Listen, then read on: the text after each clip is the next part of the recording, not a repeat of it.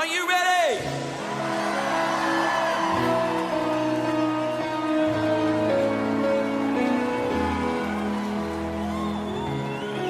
Oh, we're going to celebrate the goodness of God tonight.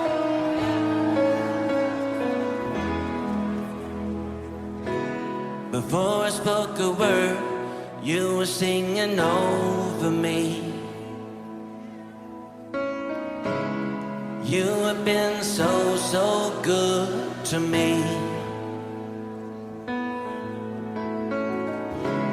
Before I took a breath, you breathed your life in.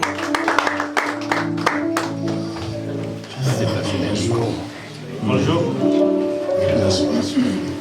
Je ne veux pas tout retenir, merci beaucoup.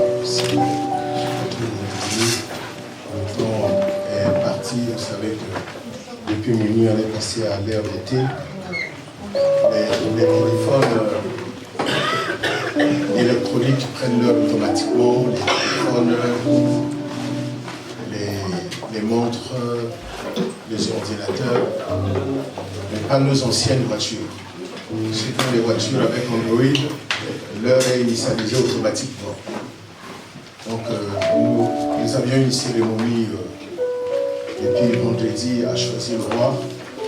Et hier, nous avons ordonné un évêque, l'évêque Claude. Donc, ce qui fait que depuis vendredi, nous dormons à choisir. Et ce matin, j'ai reçu le message de Pasteur Blanche qui m'a rassuré que voilà, la parole sont environ de 11h30 pour tout le petit déjeuner. Quand elle est montée dans la voiture, je dis, ah tiens, il y a encore du temps. Donc on roulait tranquillement 40 à l'heure, 30 à l'heure pour ici. Et puis heureusement qu'ils ont appelé. Que Dieu vous bénisse. Je suis content d'être parmi vous ce matin.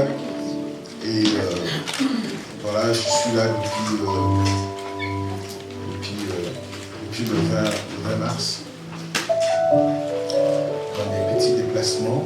Et c'est juste vendredi que j'ai fait le choix d'être ici, que d'être là où l'on m'a invité à choisir le roi. Donc c'est comme que je viens ici pour passer la Pâque avec vous. Vous savez, comme l'a dit Blanche tout à l'heure, la Pâque c'est la célébration de la liberté, de l'affranchissement. Une fête qui est née suite à un événement particulier en Égypte. Et suite à cet événement, Dieu va l'instituer comme quelque chose qu'on devait commémorer. Et quand Dieu instituait quelque chose, vous voyez, il n'y avait pas des écoles de philosophie modernes installées, il n'y avait pas des églises, des synagogues construites là où les gens pouvaient aller recevoir les enseignements et pérenniser les principes établis par Dieu. Donc, la connaissance des choses de Dieu était transmise des parents vers les enfants. C'est ainsi que quand vous lisez de Genèse jusqu'à pratiquement aux prophètes, jusqu'à Moïse, y compris après Moïse et Josué, Dieu disait toujours, enseignez-le à vos enfants. C'est pour cette raison qu'il est dit que la bénédiction est pour vous, pour vos enfants. Parce qu'il est donné aux parents d'enseigner aux enfants les valeurs de leur culture, les valeurs de leur tradition, les valeurs de leur ethnie, de leur pays. Voilà. Donc, ce qui fait que, à cause de ces valeurs, certains ont donc intégré la foi chrétienne. C'est pour cette raison, Jésus disait par exemple, bon, vous annulez la foi au profit des traditions. Parce que les traditions, c'est ce que l'on enseigne de génération en génération, de père vers les fils, jusqu'à ce que la connaissance de Dieu évoluant peut nous mettre en porte-à-faux avec la tradition. Par exemple, dans certaines cultures, jusqu'aujourd'hui, d'un pays que j'aime, dans ce pays, il y a une tribu qui veut que quand une femme se marie, on lui explique que le jour où elle trompe son mari avec un autre homme, son mari meurt. Bon, si vous prenez cette tradition-là, vous amenez dans d'autres pays où les femmes tuent leur mari pour l'assurance. Hein? Où certains, j'ai vu un documentaire où une femme a un amant, mais son mari a beaucoup d'argent. il a des bateaux de plaisance. Et puis le mari a fait donc un déplacement au fleuve. Et elle et son concubin se sont accordés pour assassiner le mari, pour que les deux puissent hériter la richesse du mari. Vous voyez? Et donc, vu comme ça, cette tradition-là peut faire beaucoup de victimes. Amen. Et puis, finalement, ce qui se passe, c'est quoi? C'est que dans ces tribus-là, lorsque la femme est mariée à un frère, à un homme, évidemment, les belles-sœurs deviennent des gendarmes pour surveiller la belle-sœur afin qu'elle ne puisse pas être l'occasion de la mort de leur frère qui soutient toute la famille financièrement et économiquement. Donc, partout où la belle-sœur va, il y a des gendarmes qui sont là pour contrôler ses activités parce que moindre infidélité, c'est le frère qui en paye les frais. Vous comprenez un peu? Ce qui fait tout de suite que ce genre de tradition peut mettre en difficulté certaines croyances. Évidemment, j'ai rencontré une dame qui vient de cette tribu-là. Son père est pasteur, sa mère aussi pasteur. Elle rencontre un homme, elle rentre chez ses parents, et puis les parents lui disent bon, on va te soumettre aux pratiques de notre tradition, donc on va te faire tel rituel pour rassurer ta belle famille, parce que comme ton mari n'est pas ici, il est à l'étranger, pour rassurer la belle famille et ton mari, derrière ici, tu ne feras pas n'importe quoi. Et elle était sur le point d'accepter. Je dis, tu ne peux pas accepter une chose pareille. Déjà, l'homme que tu vas épouser, c'est un pasteur. Toi, tu es enfant de Dieu, fille des pasteurs. Écoutez, tromper, c'est là dans la tête et dans le cœur. Une femme, elle peut attendre son mari 10 ans, 15 ans, 20 ans. Elle attend son mari, c'est pas un problème. C'est chez nous les hommes où c'est très compliqué. C'est très compliqué d'attendre 10 ans, 20 ans. Et quand vous fouillez dans le casier judiciaire, vous allez trouver des dégâts. Voyez-vous? Donc, si tu veux être fidèle à ton mari, tu n'as pas besoin qu'on te fasse des choses. Parce que, non, ça peut être très dangereux. Et puis en plus, tu es enfant de Dieu, mais cette tradition-là ne marche pas avec la parole. Alléluia. On se dit fidélité, on l'assume, on le respecte en se faisant confiance. Vous savez, pour nous, les enfants de Dieu, nous parlons d'onction. Mais ceux qui sont dans le cultisme, ils ne parlent pas d'onction, ils parlent de vibration. Je devais prier pour un chef d'État à l'époque, il y avait la guerre en 1997. Et puis, il m'a dit ouvertement, moi je suis franc-maçon. Je dis, ah, d'accord. Il dit, moi je suis franc-maçon, mais je suis protestant. J'ai dit, monsieur le président, vous savez que, en effet, c'est incompatible. Oui, je sais que c'est incompatible. Le pasteur de la paroisse sait que je suis franc-maçon. Et encore plus loin, je suis maître franc-maçon. Et le pasteur le sait, mais c'est mon choix. C'est mon choix. Et au niveau de ma loge, on ne m'interdit pas de pratiquer ma foi chrétienne. J'ai dit, mais vous voyez tout de suite, la foi chrétienne, ce n'est pas une question de valeurs morales. La foi chrétienne, ce n'est pas une question de philosophie. La foi chrétienne, c'est un mode de vie. C'est-à-dire, vous vivez la vie de Christ sur terre. C'est-à-dire, ce ne sont pas des dogmes, ce ne sont pas des préceptes qu'on vous enseigne. Mais vous recevez Christ, Christ s'incarne en vous et il vous transmet sa nature. Et c'est cette nature que nous vivons. Maintenant, les enseignements sont là pour renforcer les qualités de l'Esprit de Dieu en toi. Donc moi qui suis pasteur, ce n'est pas moi qui te fais rentrer au ciel. Mais je te donne les exercices spirituels comme un coach sportif. Je te dis, si tu fais telle activité, ça va accélérer ton rythme cardiaque. Tu fais ça, ça va augmenter tes biceps. Et tout en plus, moi-même aussi, je travaille pour mon salut. Donc je suis comme un grand frère à la maison qui gère l'héritage commun laissé par notre Père. Donc, le pasteur te sauve. Mes enfants ne sont pas sauvés parce que je suis pasteur. Ils doivent à un moment donné de la vie faire un choix de suivre le Dieu que j'ai servi pour qu'ils soient sauvés. Donc tu peux même habiter dans une même maison avec moi ça ne te garantit pas que tu vas aller au ciel. Tu peux même venir à l'église là où je prêche tous les jours, être le premier et le dernier à quitter l'église, ça ne te garantit pas que tu vas au ciel. Tu peux être celui qui donne plus d'argent au pasteur que je suis, qui donne plus d'argent à l'église, qui a fait même don de tes biens. Ce n'est pas ça qui te garantit une place au ciel. Parce que l'accès au ciel est gratuit. C'est Jésus qui te donne cet accès au moyen de ta foi. Maintenant, à cause de cet accès au ciel, de cette place que tu as maintenant dans le royaume des cieux, tu te dois maintenant de vivre comme les citoyens de ce royaume, la vie de partage.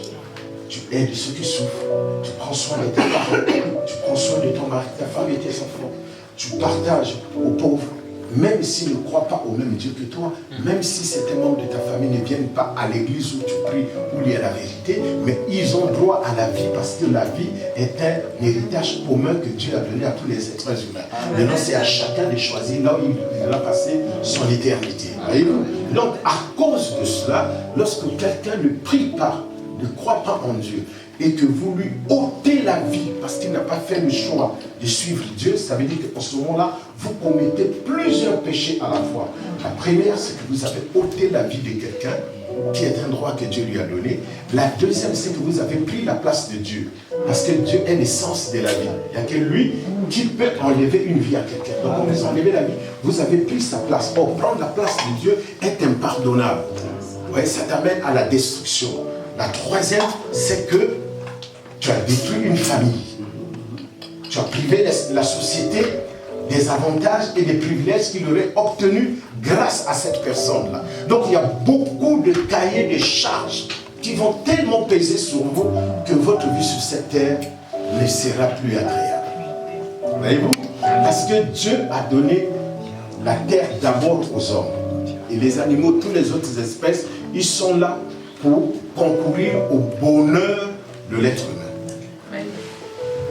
Il y a certains animaux, ce qu'ils défèquent, ils déposent dans la forêt, mais ça régule l'écosystème. À l'avantage, c'est qui? De l'homme. Alléluia. Les arbres ont la capacité de communiquer entre elles dans le cadre de leur croissance, tout cela pour l'intérêt de l'homme. Et toutes les découvertes que l'homme fait, il ne prend rien en dehors de la nature pour aider l'homme scientifiquement. Et tout est pris à l'intérieur de la nature pour contribuer, n'est-ce pas, à l'existence de l'homme. Donc, la Pâque, quand elle est célébrée à cette époque, ils sont évidemment en Égypte, selon le plan de Dieu. Selon le plan de Dieu, il y a des choses que Dieu permet où la difficulté devient la porte par laquelle tu dois passer pour réussir. Donc la difficulté devient ton partenaire pour t'amener à reviser tes options, tes choix et à prendre la meilleure décision.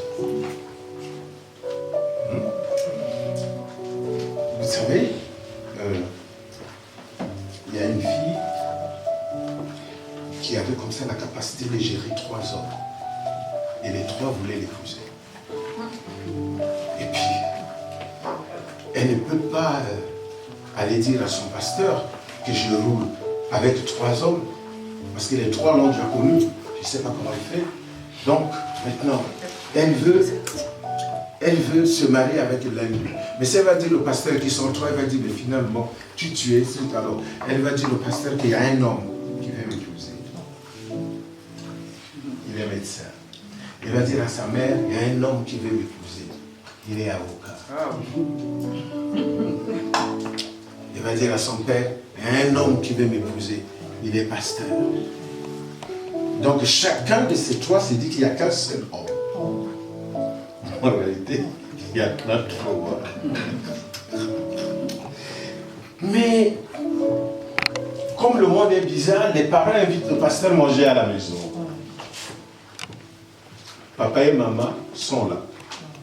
Et puis elle aussi est invitée à table. Et puis le pasteur dit, et le médecin, papa dit, et l'avocat.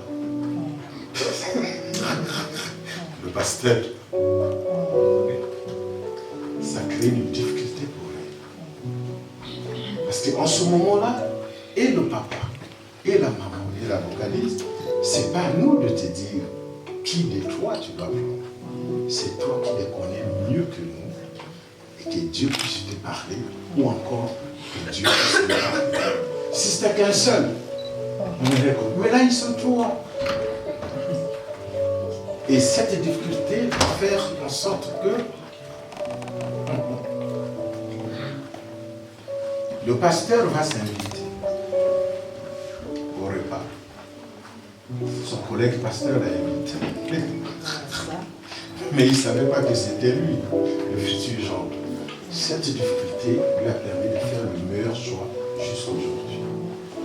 Voyez-vous? Donc Dieu, quelquefois, nous met dans des situations compliquées, mais ne commençons pas à évaluer notre niveau de péché. C'est-à-dire, si cette fille commence d'abord à calculer sa responsabilité d'avoir roulé avec 3 hommes et d'avoir pas dit la vérité aux 3 personnes, elle n'aura plus la capacité mentale de faire le bon choix.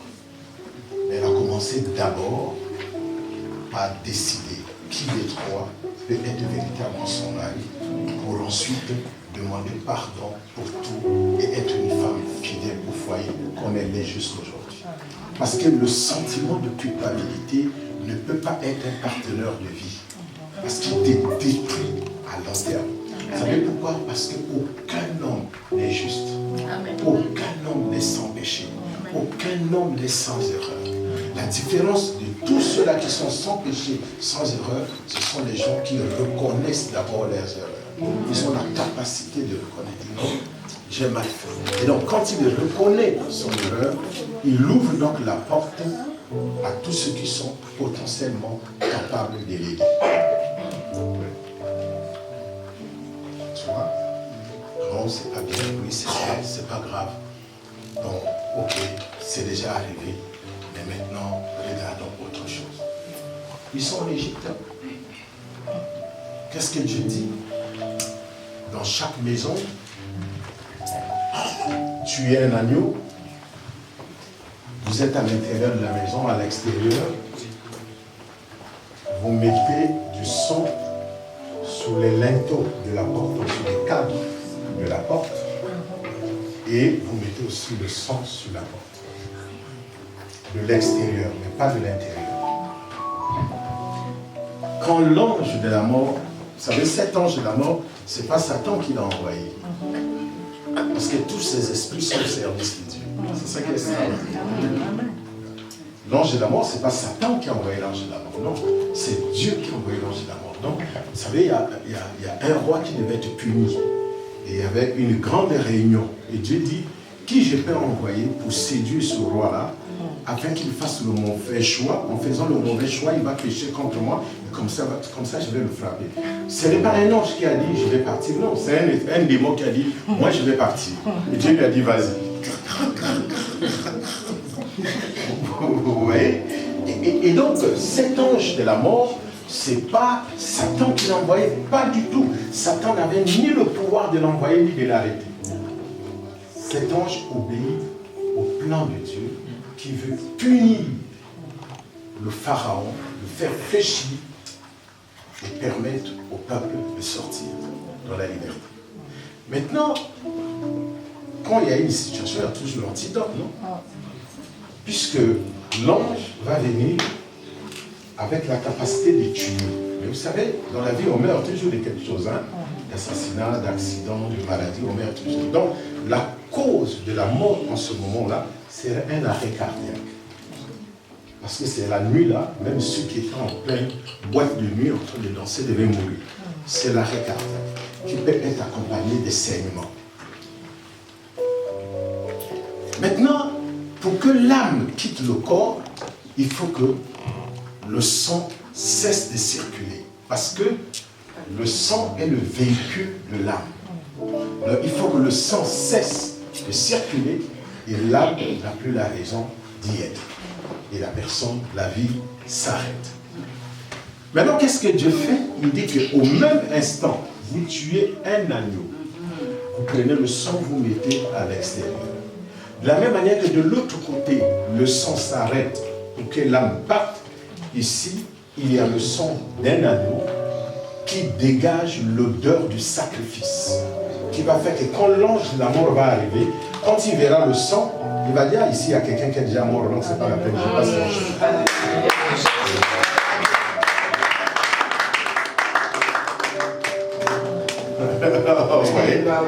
On n'a pas dit à l'ange, que si tu vas, ne touche pas les maisons là où il y a le sang. On lui a rien dit. On lui a seulement dit, va frapper tous les premiers-nés.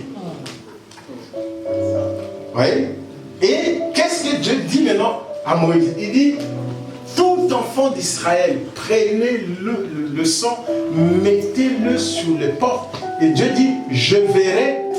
Il n'a pas dit, l'ange de la mort verra le sang. Il dit, je verrai le sang et je passerai par-dessus vous. Mais comment c'est lui qui va voir le sang? Alors que c'est l'ange de la mort qui arrive. Mais pourquoi? Parce que l'ange de la mort est mandaté. Sa mission, c'est faire couler le sang dans les maisons. Donc les gens doivent mourir, ils doivent sentir l'odeur du sang. Et quand il arrive là où il y a déjà le sang à la porte, il n'a pas de temps à perdre, c'est ça, à savoir qu'est-ce qu'il y a à l'intérieur. De toute façon, la porte est fermée. Mais ce qui est étrange, c'est que c'est un esprit. Donc il voit entre les murs. Il voit au travers des murs. Il voit qu'il y a des gens qui sont assis. Mais dès lors qu'on a mis le sang, il connaît les lois. Vous savez, pourquoi déjà? Vous savez, depuis Adam, il n'y avait pas la loi que Moïse a écrite. La loi était écrite dans la conscience de l'être humain. Vous voyez? Donc nous connaissons les lois. Même un bébé qui est dans le sein de sa mère, lorsqu'on fait le curettage et qu'on veut l'extraire de force, le fœtus, la fouille se cache. Donc il sait que ça c'est la cause de la mort. Il refuse. Donc la conscience c'est quelque chose que l'on sécurise par la parole, mais que l'on sécurise aussi par l'éducation. C'est pour cette raison que à la maison, nous parlons à nos enfants. Entre couples, nous parlons entre nous pour sécuriser nos consciences. Amen. Et à l'église, nous parlons de la part de Dieu pour sécuriser la conscience. C'est très important. Et aujourd'hui, je ne vais pas nécessairement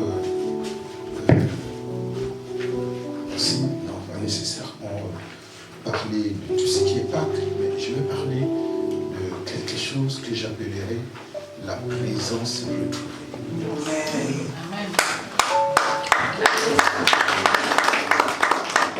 Vous savez, l'être humain, quelquefois nous-mêmes on ne se connaît pas, jusqu'à ce que certains événements arrivent et nous découvrons de quoi nous sommes capables. Donc on n'a pas fini de nous scruter nous-mêmes. Regardez.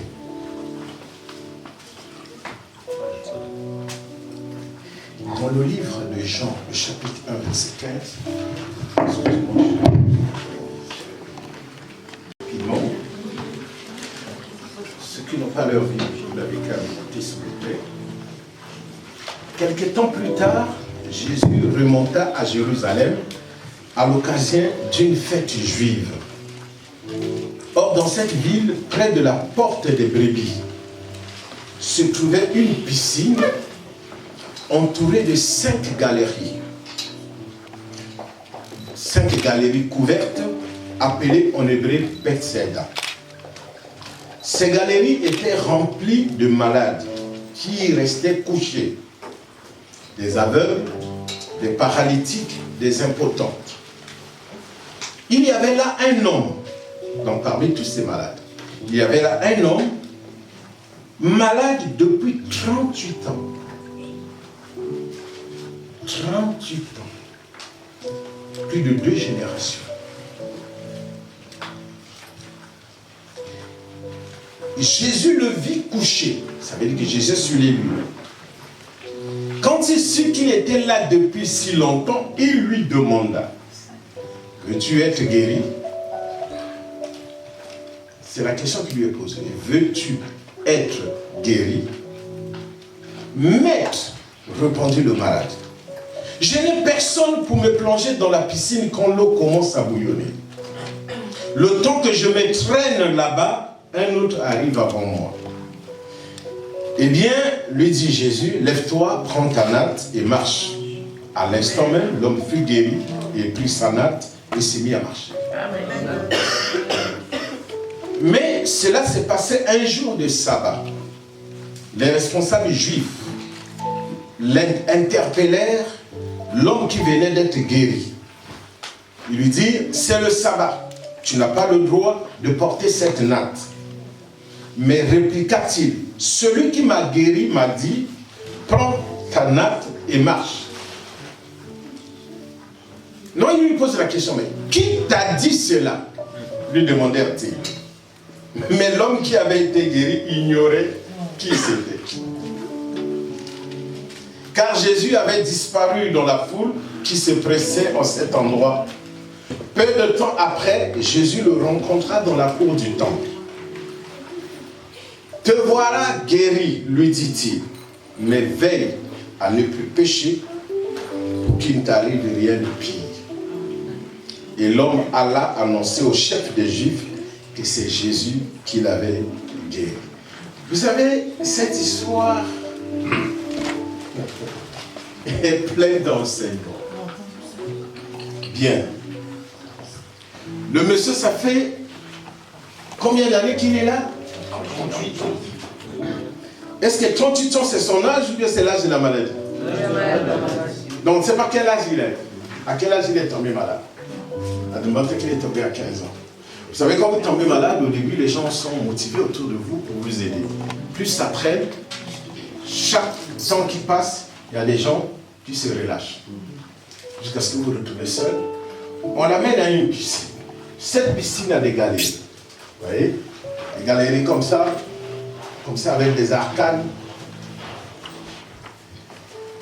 Et ces arcades-là sont en fait les couloirs. Et à l'intérieur, il y a deux piscines séparées par une digue. Et chaque piscine a la dimension, une largeur de 10 mètres, une longueur de 50 mètres et une profondeur de 15 mètres. Une profondeur de 15 mètres, il faut compter les maisons au moins de 4 étages. 4 mètres au rez-de-chaussée, 3 x 3 pour les immeubles 9, donc on est autour de 4 à 5 étages. La profondeur de cette piscine. Il y en a 2 qui sont séparés en longueur par une digue. Et aux côtés des digues, ce sont les galeries où les malades sont couchés. L'intérêt de ce lieu, c'est l'eau. Une fois l'an, on ne dit pas le jour ni l'heure, mais une fois l'an.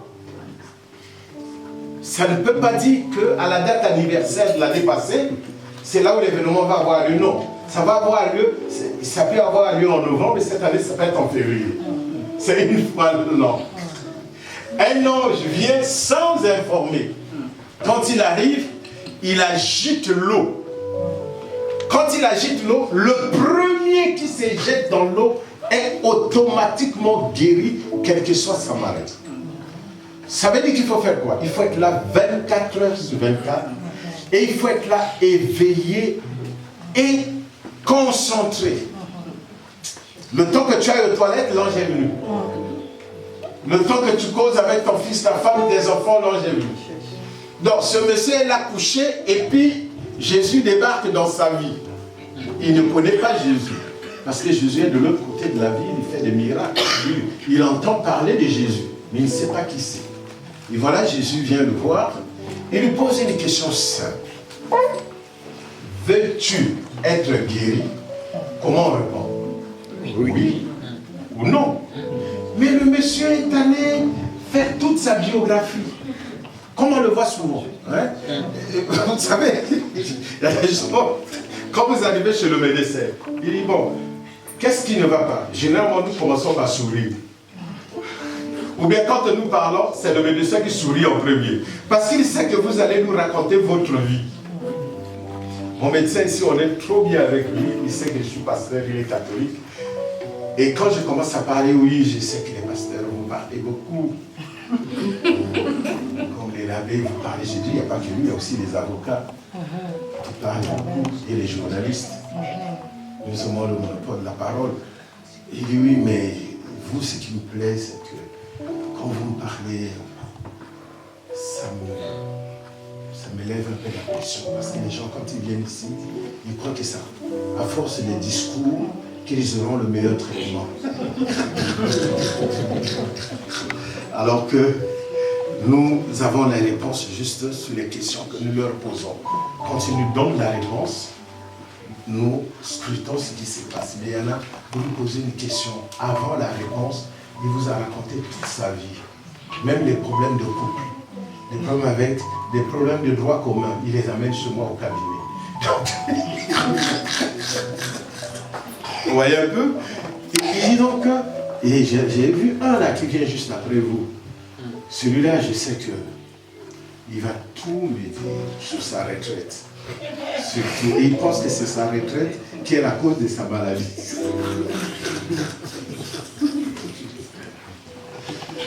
Et donc Jésus lui dit, veux-tu être guéri? Jésus ne lui a pas dit, pourquoi tu n'es pas guéri? Veux-tu être guéri? Il n'a jamais répondu correctement. C'est Jésus qui a compris qu'avec ce genre de personnes, il ne faut pas perdre le temps, il faut aller droit au but. Parce que celui-là, il risque de me perdre mon temps à moi, qui est très précieux. Lui, il est habitué à rester sur place. Vous savez, les gens qui sont sur place, à un moment donné, qui s'enferment chez eux, ils n'ont personne pour parler. Hein. J'étais en Allemagne, et puis je suis allé à la station prendre du carburant. Et puis, je vais donc pour payer en espèces. Et là, il y a une dame qui est avant moi. Elle a pris en charge le monsieur de la station. Ça parlait allemand, je comprenais. Elle était en colère. Et moi, le temps en train de passer, je dois payer. Et puis bon, j'appelle donc le pasteur Mathieu, qui est là. J'ai dit que je suis coincé, je suis bien dans la ville, je suis coincé à la station, j'ai déjà mis le carburant, je dois payer, mais là, il y a un problème. Il dit non, moi je suis à 1 minute de là, il vient. Et il m'explique. Il me dit non, la dame avait acheté le carburant ici il y a 1 semaine. Et elle est revenue demander au monsieur de lui donner le ticket. Et le monsieur lui dit, madame, vous me demandez quelque chose de compliqué. Déjà ce jour-là, ce n'est pas moi qui ai travaillé. Donc il faut que ça remonte sur mes supérieurs, qu'on scanne toute la machine, qu'on puisse retrouver le jour, l'heure, la minute. Donc vous devez nous dire à quelle heure, quelle minute, la plaque de votre immatriculation, on va essayer de regarder avec les caméras, ça va mobiliser les gens. Et la femme dit que non, elle veut ça tout de suite. Son problème c'est que cette dispute lui fait du bien, elle n'a personne avec qui parler, c'est ce que j'ai dit au pasteur. J'ai dit, le problème de la dame, ce n'est pas le ticket. Mais si la police peut arriver là lui demander, qu'est-ce qu'elle veut faire du ticket, vous allez voir que c'est un bluff. Elle a besoin juste de parler avec quelqu'un. Comme elle n'a personne, donc il faut parler avec le guichetier. Et puis ils vont se disputer, ça va la libérer un peu. Et donc ce monsieur, il est là, il n'a pas quelqu'un de l'extérieur avec qui causer. Et puis il trouve un monsieur qui est bien, qui lui demande, veux-tu être guéri? Il dit, c'est peut-être un psychologue, il faut que je lui raconte toute ma vie. Ah mais tu sais, ce monde-là, personne n'a pitié de l'autre. Moi je suis là depuis 38 ans. Mais ceux qui viennent après, qui ont juste des problèmes d'abcès, ils sont guéris alors que moi, je suis paralysé, donc je dois tirer les jambes et quand j'arrive, quelqu'un est tombé avant mon frère. Ce monde est compliqué, tu comptes sur les gens qui ne comptent même pas sur toi. Il croit que c'est à force des mots et des paroles qu'il va comprendre. Laissez-moi vous dire certaines choses, chers amis. Il y a des endroits où vous partez, si vous faites le pitié, on ne vous aidera pas. C'est-à-dire que si vous voulez que les gens aient pitié de vous, ça ne vous arrangera pas. Parce que avoir pitié de toi, c'est de te donner le minimum pour que tu survives. Ça fait 2 jours qu'on n'a pas mangé. Des jours que tu n'as pas mangé. D'accord. Tu manges pour combien par jour? 5 euros. Ok, on a 10 euros, mange pour 2 jours. C'est fini. Mais si tu viens dire que moi je veux manger tout le reste de la vie, je veux une activité, et cette activité m'exige ceci, si tu peux m'aider, il va t'aider pour ton activité. C'est différent. Alléluia. Tu ne cherches pas ce que les gens aient pitié de toi, mais toi-même, tu veux que les gens qui sont là pour t'apporter l'aide substantielle que tu as besoin pour te développer toi-même. C'est très important. Alléluia. Jésus lui dit, veux-tu être guéri? Il raconte les histoires. Bon, qu'est-ce que Jésus dit après? Il dit, écoute, prends ton garba, rentre chez toi. Il prend, il cherche même pas savoir, monsieur, vous c'est qui? Lui qui a dit tout à l'heure qu'on ne s'occupe pas de lui, personne. Donc, lui, il se fiche de celui qui l'a guéri. Donc, déjà, on note là de l'ingratitude. Donc, maintenant, il y va, c'est le sabbat. Le sabbat, il y a des restrictions. C'est-à-dire, tu ne dois pas porter quelque chose de lourd, tu ne dois pas faire des efforts, tu dois être au repos. Parce que c'est le jour où Dieu s'est reposé. Tu ne peux pas parcourir une distance de plus de 50 km de ton lieu d'habitation. Mais ce monsieur, on le voit avec un garba. Et il y a des inspecteurs, comme on le voit dans les...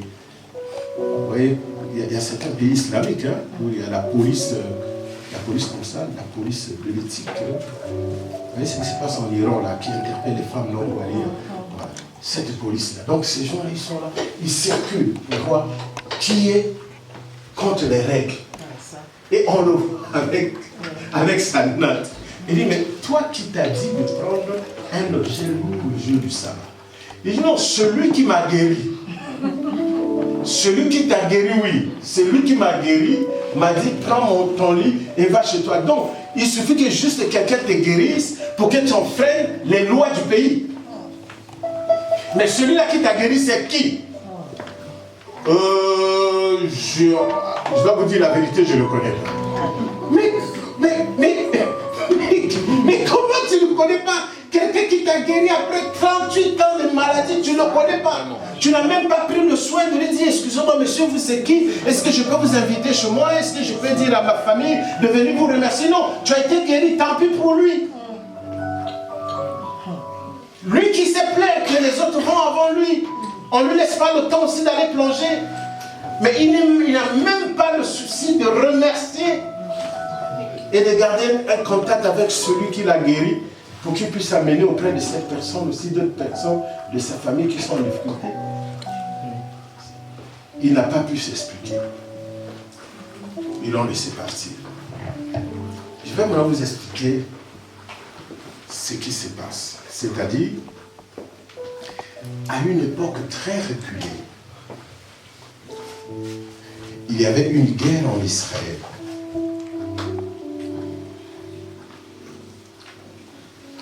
Dans le livre de 2 Samuel, le chapitre 5, verset 6 à 8, vous lirez chez vous, je vais juste vous relater l'histoire. C'est-à-dire qu'il y avait une guerre en Israël et il fallait que David aille... Pardon? On parle de 2 passage. 2 Samuel, le chapitre 5, à partir du verset 6, je crois. 2 Samuel, chapitre 5, le verset 6 à 8. Bien.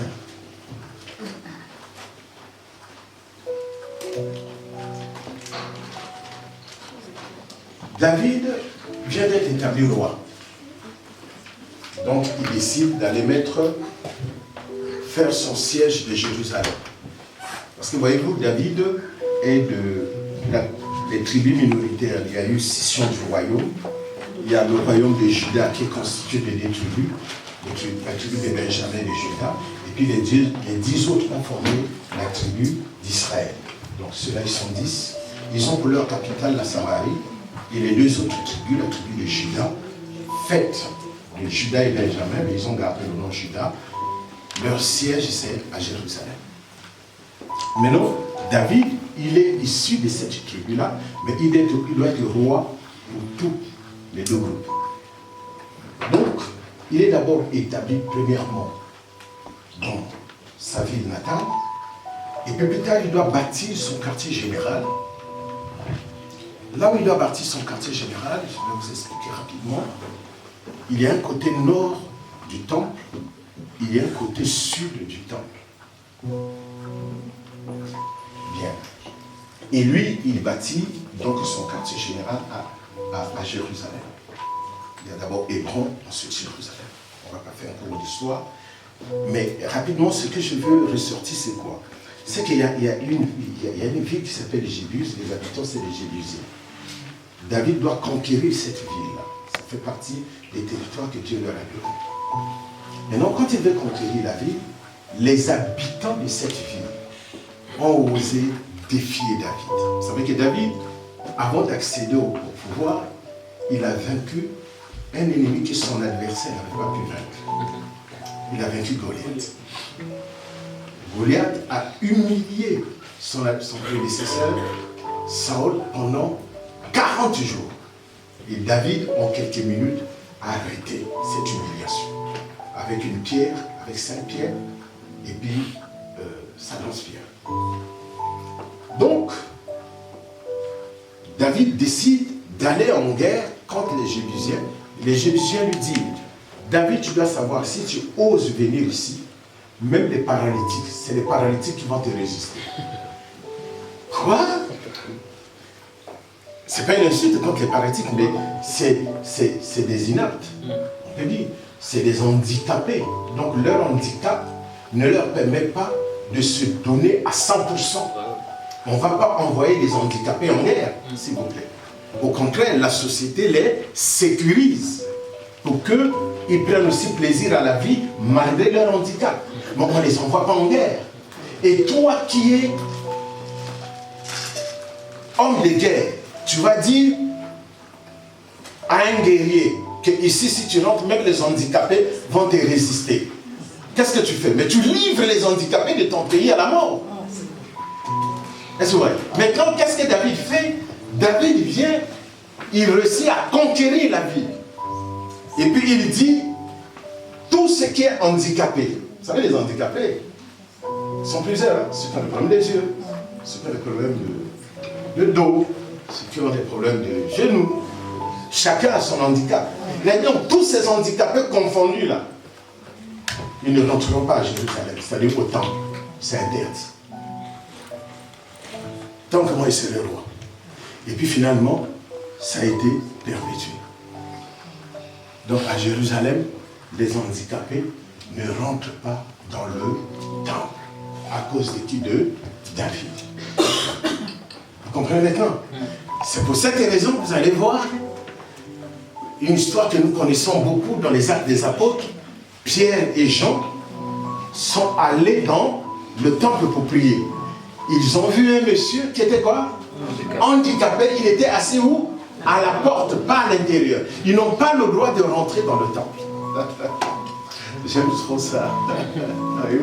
Cet homme, toute sa vie d'handicap, il la passe devant le temple. Et le temple a plusieurs entrées.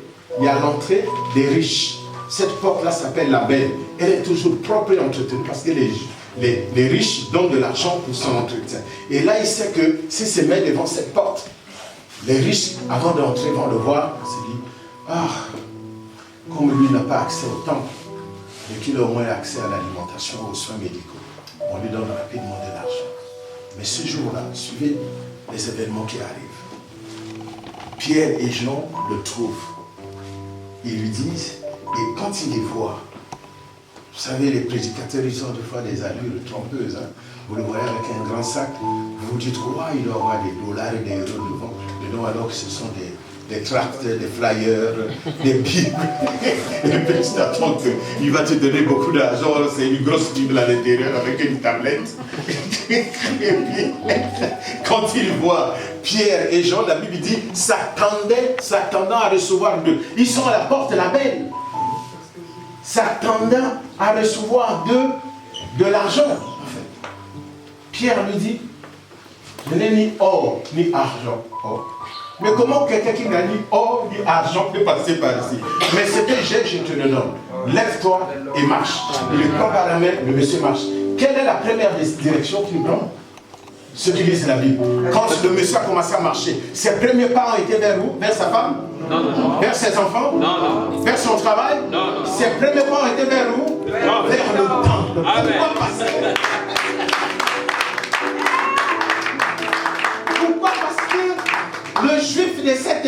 la vie c'est à l'intérieur du temple. Oh, on lui avait interdit l'accès. Donc quand il a retrouvé la mobilité, cet homme dit, la première destination c'est Dieu d'abord. Je vais rentrer dans la... C'est pourquoi j'appelle la présence retrouvée. Je retrouve la présence de Dieu. Donc, vous qui entrez là-bas, qui croyez que moi j'étais condamné à mourir là à la porte, je vous annonce que je suis rentré dans le temple. Moi aussi je viens adorer l'Éternel.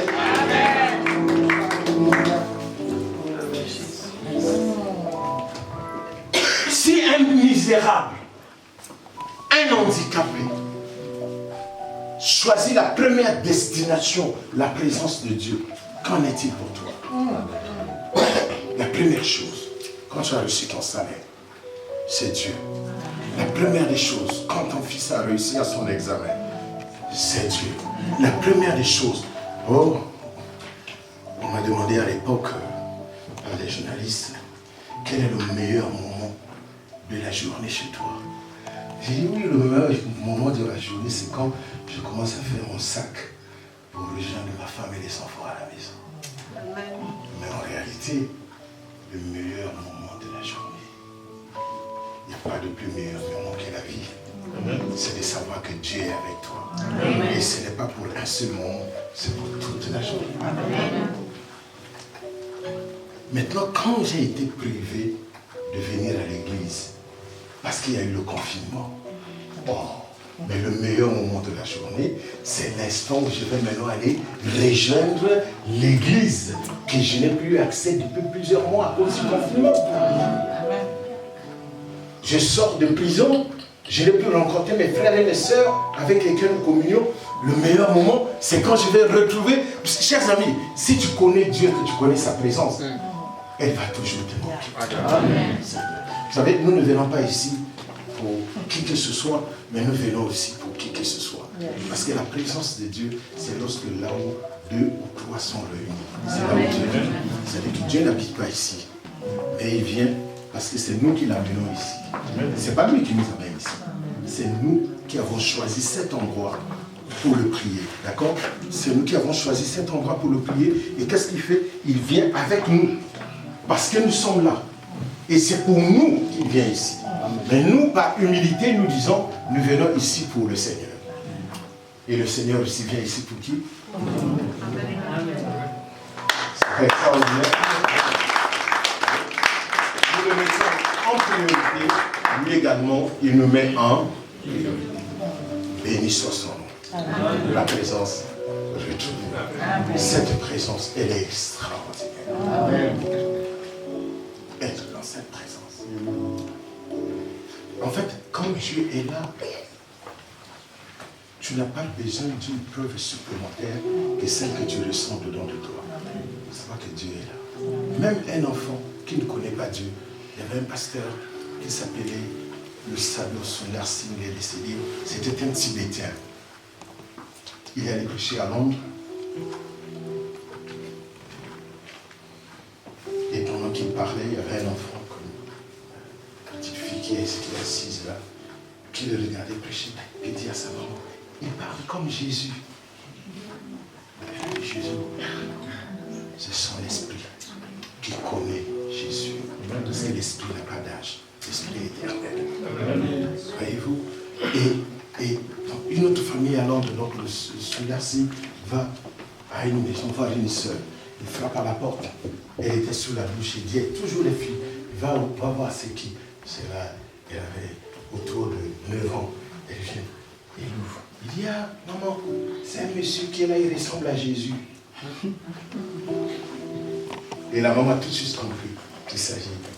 Vous savez, c'est extraordinaire. Il dit, fais-le rentrer, vite, fais-le rentrer. Mais en quoi il ressemble à Jésus?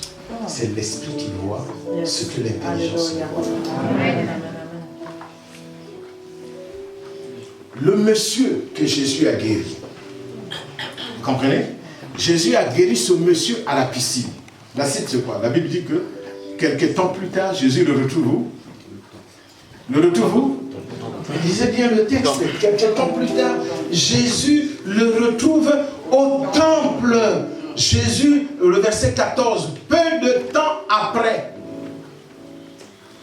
peu de temps après, Jésus le rencontra dans la cour du temple. Mais Jésus guérit des milliers de gens par semaine. Mais comment il a reconnu ce monsieur?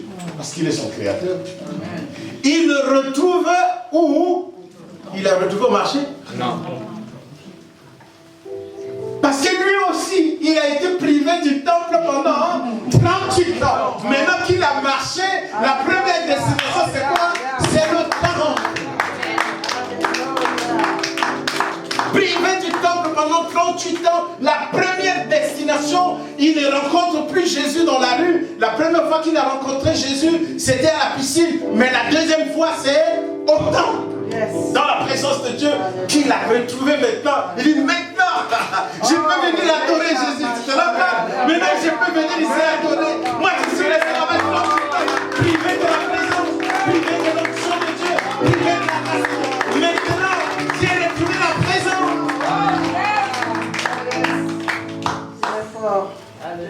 C'est ça aussi la Pâque. Parce que Jésus, il est mort le jour où on célébrait la Pâque juive. Et les Juifs ont tout fait, comme Jésus avait dit qu'il va mourir, il va ressusciter, et qu'il était envoyé de Dieu. Les Juifs ont tout fait pour que Jésus ne meure pas à la Pâque. Mais Jésus les a contournés. Il est allé fêter la Pâque dans un appartement privé qui ne lui appartenait pas. Il a dit à ces gens, vous irez là-bas, vous voulez quelqu'un avec une cruche, suivez-lui jusque dans la maison, il va rentrer. Dites-lui, le maître a choisi ta maison pour venir passer la Pâque. Ce monsieur, le ciel ne veut pas savoir ce maître-là, c'est qui. Mais maintenant, lui aussi, notre ami de la piscine, quand il arrive au temple, il reconnaît Jésus. C'est toi! C'est toi qui m'avais dit, prends ton image là! J'ai prié, j'ai adoré, j'ai fait des offrandes, des libations, j'ai tout fait. Mais il y a des gens qui m'ont dit, pourquoi j'ai pris mon lit pour marcher? Attends, je vais aller leur dire que c'est toi. En fait, il lui crée des problèmes. Il va maintenant voir les pharisiens et dit, voilà l'homme qui m'avait dit de prendre mon lit et de marcher. Donc, il met des charges contre lui. Mais c'est pour cette raison qu'il a dit, venez à moi pour tout ce qui est chargé et fatigué, je vous donnerai le Amen. Il a pris nos fardeaux, il a pris nos péchés, il prend soin de nous. Et voilà que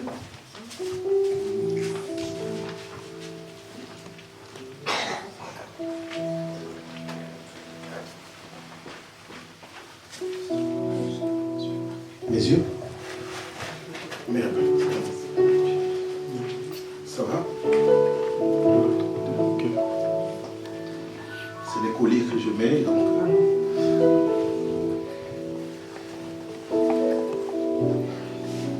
Bon, vous avez fait un trou dans ma tête, je parlais de.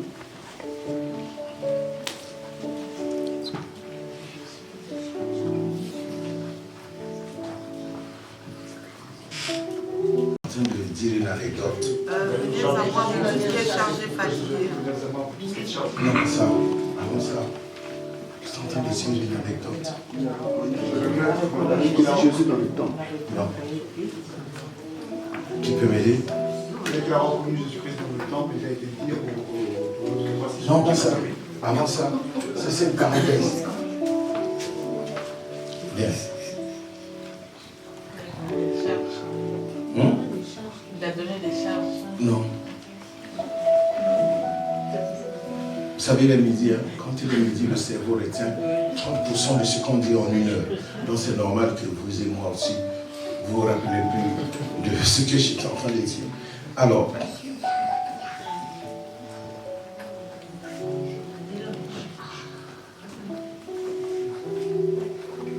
donc, on va continuer, c'est pas grave. L'homme lui a dit, il a reconnu Jésus, bien entendu. Jésus aussi l'a reconnu. C'est une bonne chose. Voilà. Mais ça se passe le jour du sabbat. Il est allé chez les pharisiens. Et les pharisiens ont ajouté ça aux charges qui vont peser sur Jésus pour toutes les raisons pour le tuer. Donc, maintenant, la présence dont je parle, c'est que cette présence, chaque enfant de Dieu doit la rechercher. La présence de Dieu. jusqu'à la trouver. Il y a un autre monsieur. Regardez, celui-là qui vient d'être guéri, il est au nord du temple. Maintenant, au sud du temple, c'est un autre malade qui a été guéri, c'est un aveugle.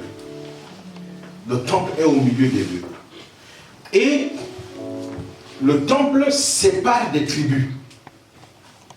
C'est pour cette raison que le temple est au milieu et qu'il y a une tradition qui dit souvent que c'est l'église au milieu du village. C'est-à-dire que l'église n'est pas en faveur de la tribu du nord ou du sud.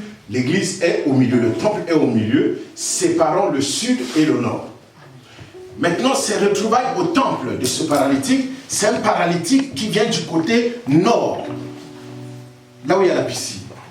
Mais il se trouve que Jésus rencontre un aveugle qui était aussi dans la rue. Jésus prend de la boue qu'il mélange avec sa salive et ensuite il l'applique sur les yeux de l'aveugle. Il lui dit, va te laver au réservoir de Siloé. Bien. Ce monsieur est déjà aveugle. Tu lui demandes d'aller se laver au réservoir de Siloé. Ça veut dire, il doit trouver des gens qui vont l'accompagner. Or, il se trouve que nous sommes dans un milieu où tout le monde veut poser son problème à Jésus. Qui va maintenant laisser Jésus pour accompagner un gars qui doit aller laver ses yeux au réservoir, retrouver la vie? On n'est même pas sûr si ça va marcher. Qui est prêt à se sacrifier? Ça veut dire que dans la vie, il n'y a pas meilleur trésor que les relations, que les gens que Dieu met autour de toi. Il y a des gens qui ont beaucoup d'argent, ils n'ont personne. Et puis ils donnent leur héritage à des animaux. Voyez-vous? Il y a des gens qui n'ont pas assez de moyens, mais ils réussissent beaucoup de choses dans la vie parce qu'ils sont des gens. Vous savez qu'il y a des gens qui sont devenus malades, mais leur discours a fait fuir les gens qui pouvaient les aider. Vous savez ce qu'on raconte ça? Il est malade, mais les choses qu'il raconte dans sa maladie découragent même les gens. Ça leur donne plus le courage de l'aider. Mais il y en a d'autres. Il est malade, il sait parler. Même si les gens ne viennent plus, il sait que c'est la vie qui est comme ça. Il comprend. Il dit, bon, ils étaient 100 au départ, maintenant ils sont 2. Et je crois qu'ils sont occupés à quelque chose.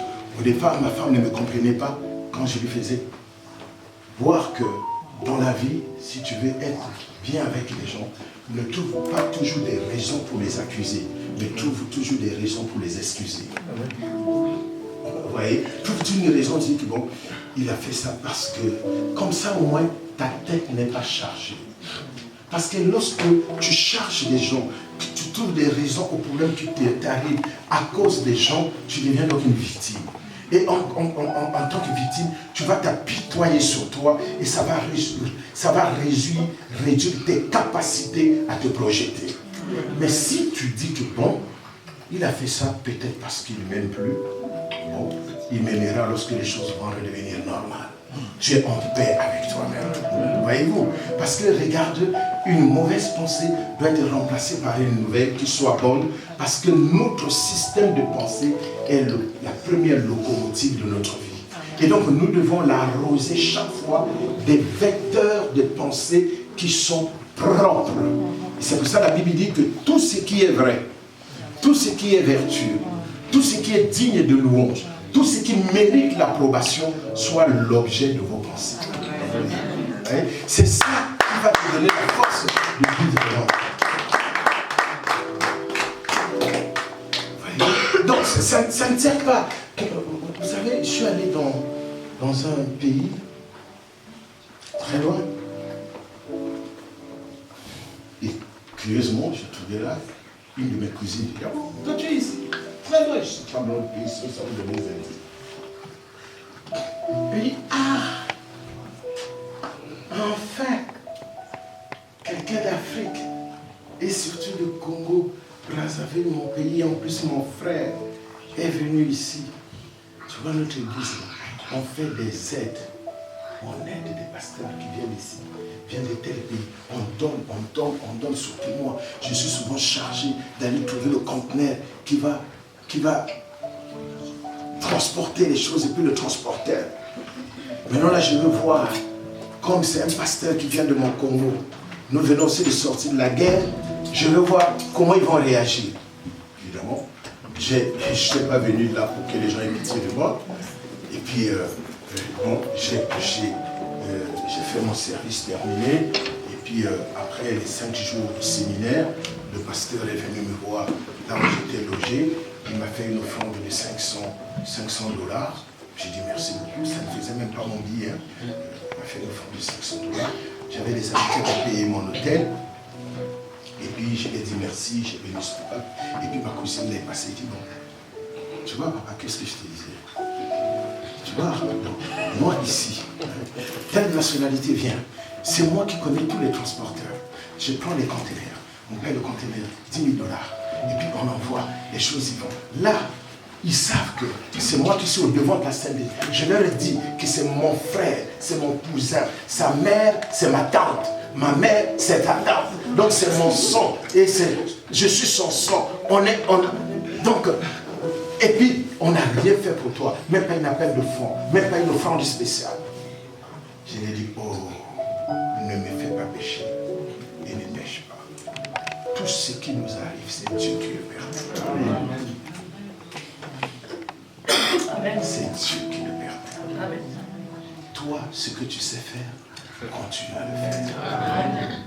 Moi, ce que je sais faire, je vais continuer à le faire. Et Dieu nous bénira.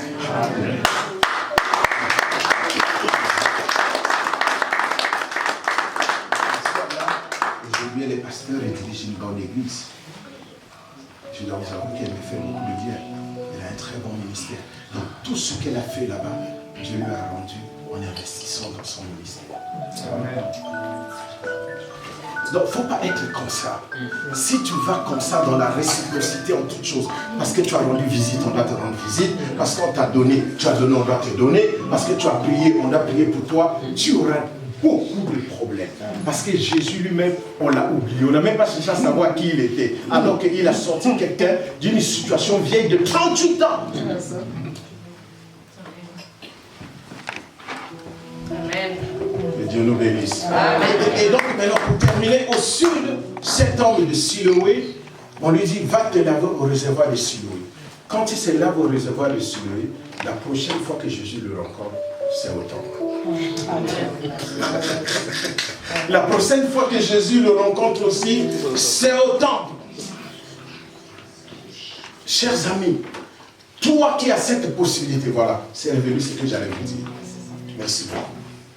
Alors, pour terminer, c'est que j'ai commencé à introduire et puis j'ai ouvert une parenthèse. Je disais donc que Jésus est mort le jour de la Pâque.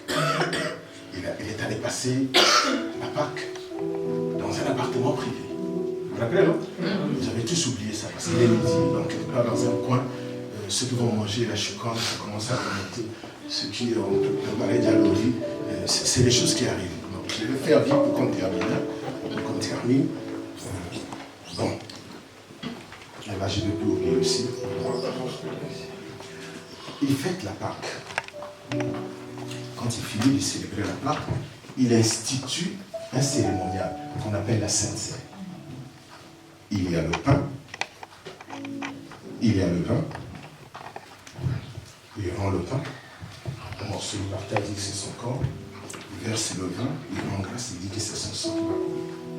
À la Pâque juive à l'époque, il n'y avait pas le vin. Il y avait le pain, il y avait les feuilles amères. Ces feuilles amères, quand vous les mangez, ça vous provoque l'amertume. C'est-à-dire, ça va leur rappeler la douleur des morts qu'il y a eu ce jour. Et chez Jésus, il n'y a pas les feuilles amères, mais il y a le vin. Parce que c'est le sang qui va couler. Donc, il n'y a plus besoin des feuilles amères. Parce que le sang va couler. Vous êtes d'accord? Et maintenant, il finit la fête, on va l'arrêter. On l'amène au sommet de Golgotha, qui a été la montagne, parmi les montagnes les plus hautes de cet endroit. Là-bas, on va mettre 3 croix, il va être pendu au milieu de 2 brigands, 2 malfaiteurs. Maintenant, à quelques distances de là, se trouve le temple. Le temple avait 3 compartiments. Le premier compartiment, c'était le parvis. C'était ouvert à tout le monde. Donc même quelqu'un qui est à l'extérieur, s'il monte sur un arbre, il peut voir ce qui se passe. Et c'est à cet endroit que tout le monde, tous les pécheurs amenaient leurs animaux pour être sacrifiés sous l'autel qui était là ouvert de tout le monde.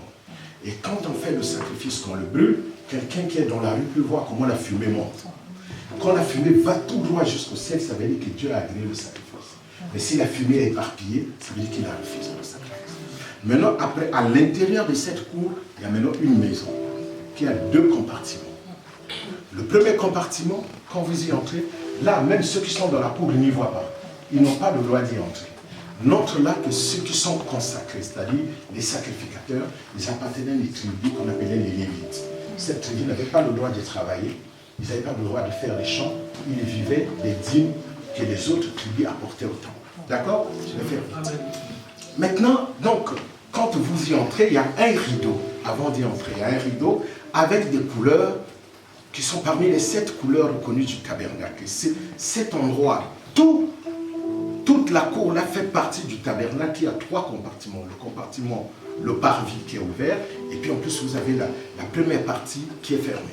Et quand vous y entrez à l'intérieur, vous allez voir en face de vous un autre rideau qui donne accès qu'on appelle le lieu saint, le lieu très saint. Voilà. C'est là où Dieu habite. Donc quand vous avez quitté le parvis, vous rentrez dans le lieu saint.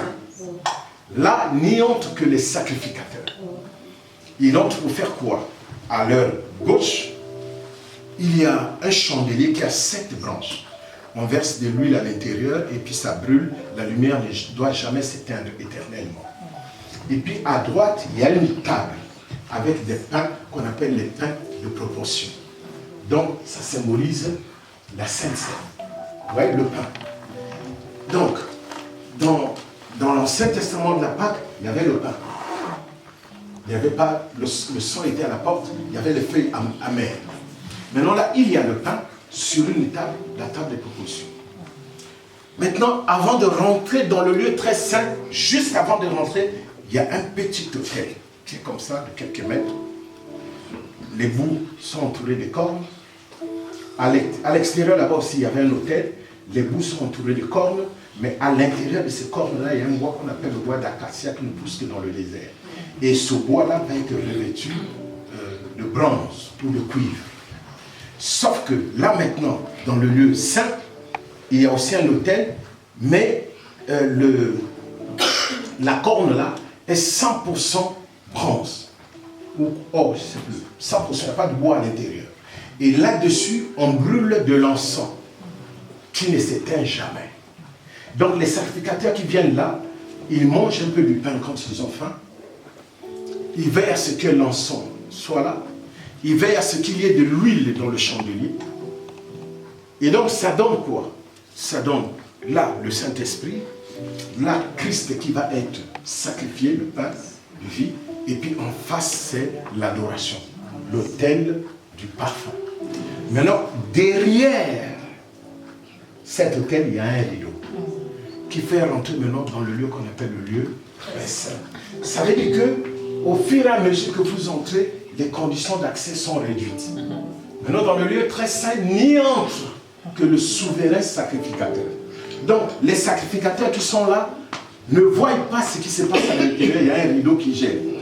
Et le souverain sacrificateur, avant de rentrer là-bas dans le lieu très saint, là où il y a l'arche de l'alliance, là où il y a les chérubins, et souvent quand Dieu veut parler, il descend sous la forme d'une nuée, il descend au milieu des chérubins, il parle avec le sacrificateur. C'est là où l'ange était apparu pour parler à Zacharie, le père de Jean-Baptiste. Donc avant qu'il n'arrive là-bas, il commence d'abord à l'extérieur. Il confesse les péchés de tout le peuple. Ce jour-là, personne ne vient que pour son propre péché. On fait un sacrifice pour tout le monde à la fois. Quand il a fini, il rentre dans le lieu saint avec quelques sacrificateurs. Il mange le pain, il vérifie l'huile dans le chandelier, il hume le parfum d'adoration, il attache une chaîne à ses pieds, les autres sacrificateurs restent là avec le bout de la chaîne. Lui, il rentre pour que, s'il s'est mal confessé et que là-bas Dieu le tue, Personne ne peut entrer pour le sortir. Donc, on va le tirer avec la chaîne pour le sortir. Vous voyez comment c'était exigeant? Donc maintenant, l'objectif pour l'être humain, c'est de réussir là-bas au lieu très saint. Maintenant, ce monsieur est allé là-bas. Il va là-bas, il fait ses prières. L'ange peut descendre, la gloire peut descendre sur lui, il reçoit des révélations, ensuite il sort. Maintenant, Jésus, pendant qu'il est à la croix, c'est exactement la même chose. C'est-à-dire son sang a purifié le parvis, c'est-à-dire tout le peuple qui est là. Il est rentré dans le lieu très saint, dans le lieu saint, et maintenant il va dire à Dieu, Père, je remets, là au sommet de la croix, je remets mon esprit entre tes mains. Quand il a dit ça, la Bible dit, il expira, et à l'instant même, les voiles qui sont dans le temple là, les deux se déchirent.